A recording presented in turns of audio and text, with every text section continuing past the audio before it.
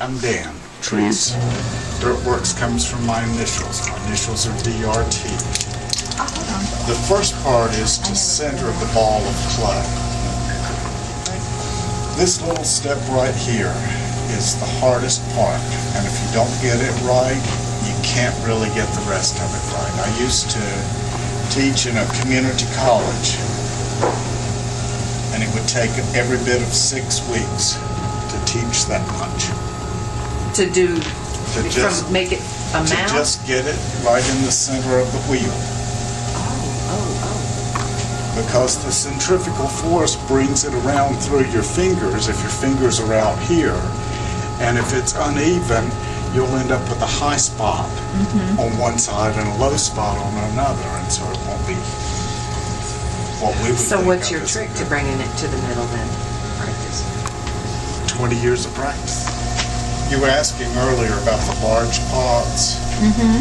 This is 1.5 pounds of clay. The large pots start off with about 25 pounds of heather. It's got a pretty good skill level to center that amount. The whole idea is just squeezing and balancing clay. Put a hole in the center, Keeping it wet. and then you use 2 fingers to pinch and pull up slightly. It's like a tube of toothpaste.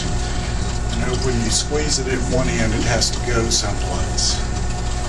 Now you use a finger on the inside and a finger on the outside. Oh, I've been working for 44 years to get centered, and it's still not working, so.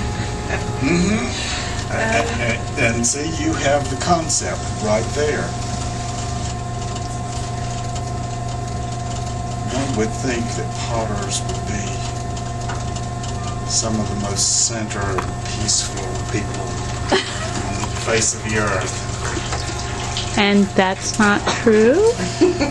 I guess it depends on whether you're a turner or a thrower.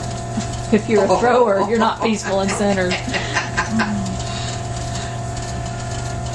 Can you edit out sound? Because I think I sound like a jackass when I brag, when I laugh further. You can't sound as obnoxious as I do. No, Linda, you should keep. There's no way. Sound like a jackass. That's why I love listening to some of these TV programs. They get people on there. Oh God, he's going. Do you know what shape you're going for when you start, or do you wait and see how it takes? When you're first making pots, you kind of take what you're given. Right? After this long of time, you have to know where you're going at first. See all those grooves in there? Those are called finger ridges because they're made with your fingertips. That's how you can tell that pots are handmade. And most times those are going to be on the inside. Right. We'll use this piece of walnut. It's called a rib to smooth over the outside, so that if we're going to paint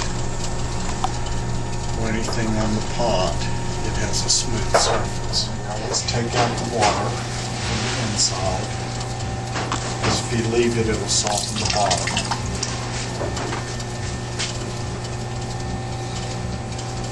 Just trim up the very bottom of the piece.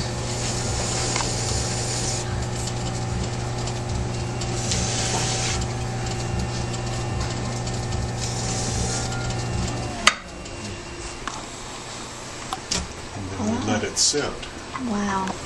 like this. And they change color like this. You can see how this one is darker down at the bottom. It's still wet down here. Okay. And when it changes color completely, like those pieces above Nelda's head, we'll put them in the kiln and fire them one time, and they'll come out this color. Even this clay. Is that will come out this? like in ceramics, like bisque? That's what it's called. It bisque. is the same? And it's called that because the English call it biscuitware, because they think of it as the color of biscuits. Huh, okay. And then once that's done, we'll take it into the back where Kurt is and start glazing pots. Like, see this little bottle right there at the top shelf? That's what the copper looks like before it's That's glazed? Wow. It's like cookies. You know, it looks Yeah. one way until it goes through the heat and then comes out looking another way.